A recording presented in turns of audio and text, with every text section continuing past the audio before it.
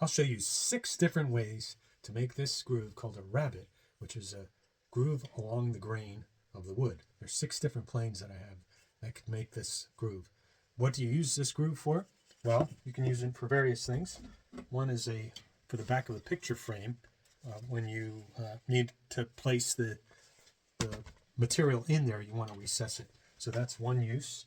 The other is, for example, in some drawer bottoms, not all of them, sometimes you'll have a groove as opposed to a rabbet. A rabbet is just on the edge of the piece, and the rabbet runs on the long grain, as opposed to a dado, which runs across the grain. So I'm going to show you 6 ways to make this rabbet. So the bottom of a drawer sometimes is nailed in to rabbets that accept this bottom piece. And there are other various reasons you might need a rabbet. So you can make drawers using just rabbets and glue and nails. So let me show you some different planes that I use to make a rabbet. Here are 6 planes from the simplest to the most complex for doing the same thing. The simplest probably has the most risk in terms of messing up, but it also has the most versatility. So this is a wooden plane. This one happens to have a metal base on it, but it's a skew rabbet plane. You can see the blade is skewed here.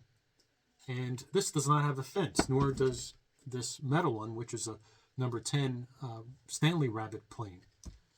So let me show you how you make a rabbet with your fingers as a fence, and then we'll proceed to these other ones.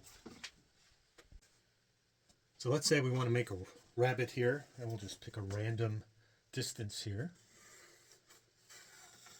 Something like that. So you're just using your fingers as a fence, and I like to get my finger as close to the blade as I can without cutting myself. And just kind of using 2 or 3 fingers, and you just start it. And once you get 2 or 3 of these under your belt, 2 or 3 passes, you don't need your finger quite as much.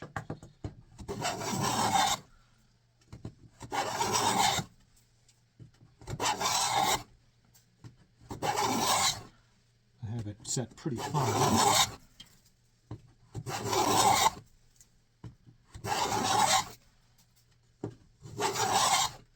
The skew helps with difficult grain. It's a little harder to sharpen. If you're sharpening by hand, it'll be fine. With all of these blades, you want to make sure that the blade is sticking out beyond the side of the plane. Otherwise, you're going to get a rabbet that's going to be sloping downwards. And in fact, yeah, it's sticking out just barely.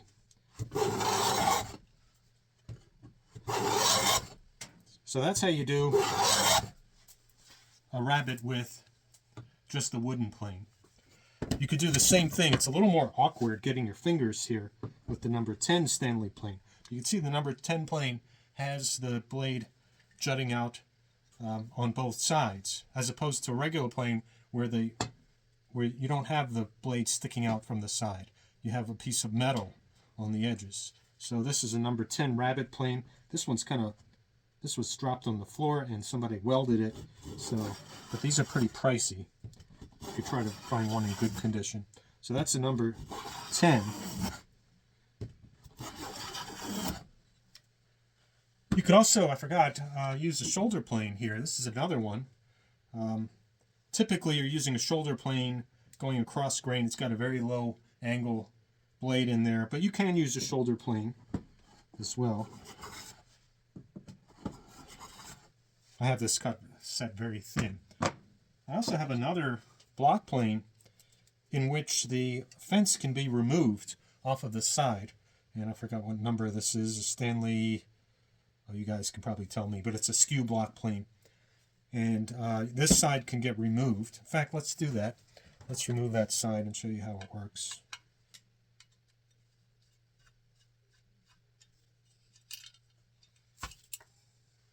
Don't want to throw these screws out. These are pretty rare planes as well.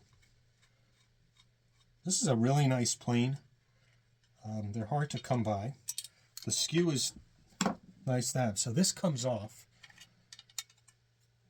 and you have a block plane with a rabbet. And again, I have this set pretty fine. This would take all day. So that's another way. So a little bonus there. Now we have the duplex philister plane.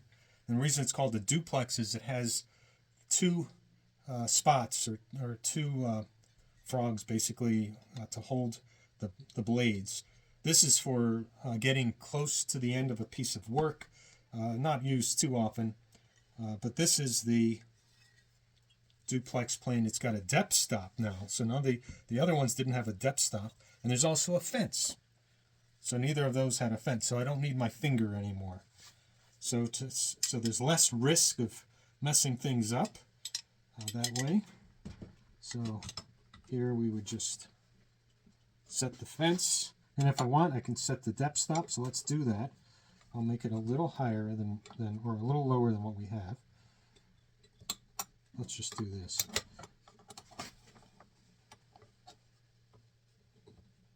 There we go. Okay. This is actually a Craftsman model. I think it's Stanley 78 if I'm not mistaken. Duplex philister plane. It's a pretty nice one, but it's not a skew.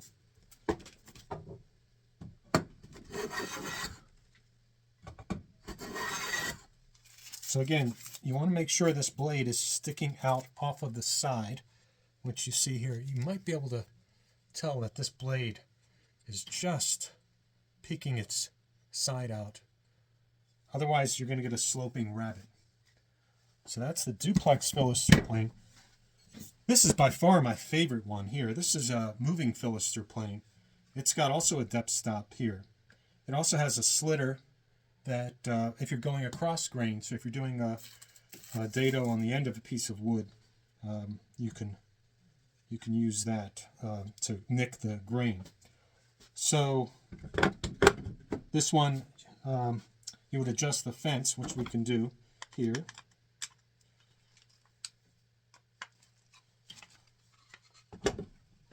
So place that there.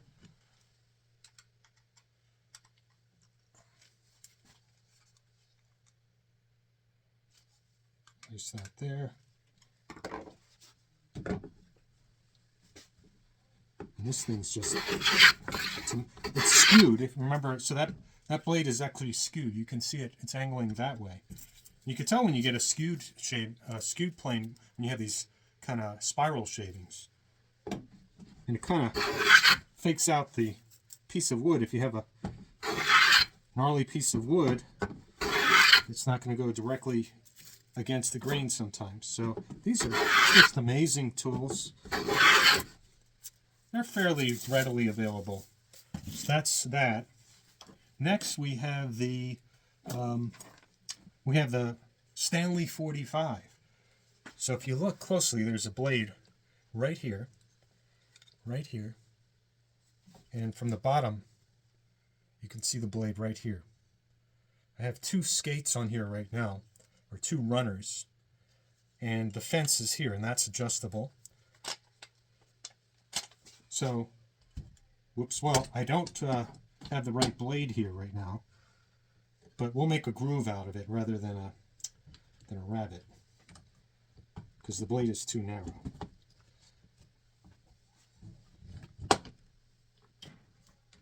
But you'll get the idea. There.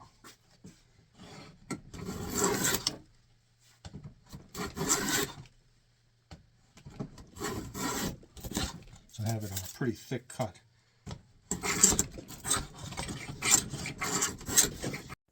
And again, there's a depth stop here. We can set that.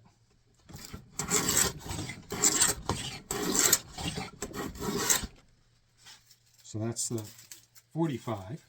The 55 is very similar, but it's got more parts. So we do have the blade here. Same type of blade. This one's wider. Is it wide enough? Yeah, it's wide enough to work on this rabbet here. So we will use, so it comes with all these parts. We don't need this. This is called a center skate. We don't need that. And then we have the left skate here. So that we do need for support. The difference between the 45 and the 55 is that this skate here can move up and down. You see the little hole here. So this can move up and down for different profiles. In this case, we have a straight blade, so we don't really need to worry about that. But I do need to adjust it. Okay. So we got that all set. The other thing is this has another fence here, which I don't know if we'll have enough.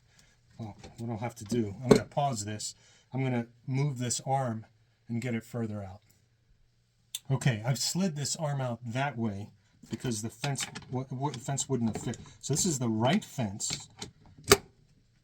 And I like using both of these fences. It removes all risk involved, all risk of screwing up. And oops, I need to tighten bolt. Swing nut 47B. This is the most steampunk contraption you can possibly have. And I have a bunch of video or a bunch of stuff on an old blog site about the Stanley 55. I really kind of went overboard and talked about everything you can think about with the Stanley 55. So let me get we'll get a view so you can see that a little better. All right, if this isn't the most Victorian contraption. So we got a depth stop here. You can see that here. And that's adjustable. And the way you adjust the cutter is by moving the knob here in and out.